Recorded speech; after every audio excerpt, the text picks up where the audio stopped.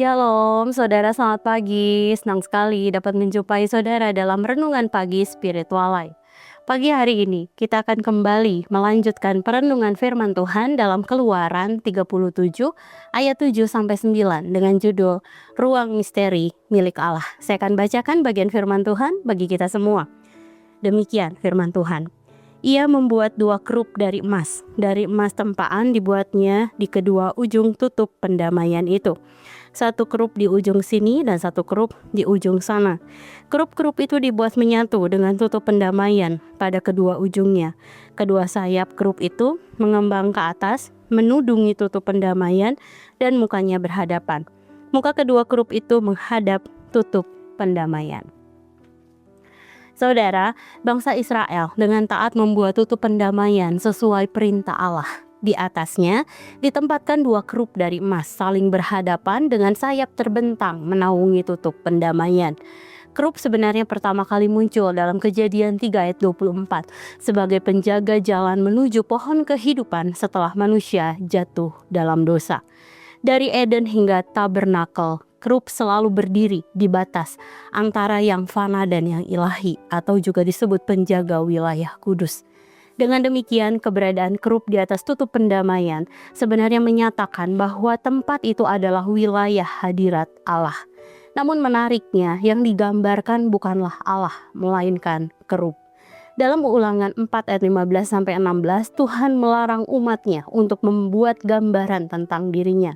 Allah tidak dapat disamakan dengan bentuk ciptaan. Ia melampaui ruang, waktu, dan materi. Tidak ada representasi visual yang sanggup menangkap kemuliaannya. Karena itu, kerup bukan perwujudan Allah. Mereka hanyalah penanda bahwa di sanalah Allah berkenan menyatakan dirinya. Seperti mungkin ketika kita melihat pas pampres atau pasukan pengaman presiden yang menunjukkan kehadiran presiden. Semua ini menunjukkan bahwa sebenarnya Allah tidak akan dapat sepenuhnya dipahami oleh ciptaannya. Saudara, hal ini tidak berarti bahwa Allah tidak dapat dijumpai. Karena Allah sendiri berjanji, Ia akan menyatakan diri kepada orang yang dengan sepenuh hati mencari Dia. Dalam Yeremia 29 ayat 13 dituliskan, apabila kamu mencari aku, kamu akan menemukan aku. Ini menjadi pengharapan bagi orang-orang yang merindukan Allah. Dengan demikian, mari kita tetap menghormati ruang misteri tentang Allah dengan cara tidak menjadi sombong secara rohani, seolah-olah kita memahami seluruh keberadaannya dan tetap percaya bahkan ketika jawaban bagi pergumulan hidup kita pun belum terlihat, kita tetap menumbuhkan kerinduan untuk mengenal hatinya melalui firman dan karyanya dalam hidup kita. Saudara, meski mungkin kita tidak memahami seluruh rencananya dalam penderitaan dan tidak mengerti setiap jawaban doa yang tertunda, sekali lagi, mari kita tetap tumbuhkan kerinduan untuk mengenal hatinya melalui firman yang kita baca, bahkan mungkin pengalaman-pengalaman kehidupan kita sehari-hari. Saudara, mari sejenak kita merenungkan firman yang baru saja kita dengar. Saudara, bagaimana cara kita menjaga rasa hormat terhadap ruang misteri milik Allah? Kiranya Allah menolong saudara sehingga tetap menghormati ruang misteri Allah dan menumbuhkan hubungan dengannya senantiasa.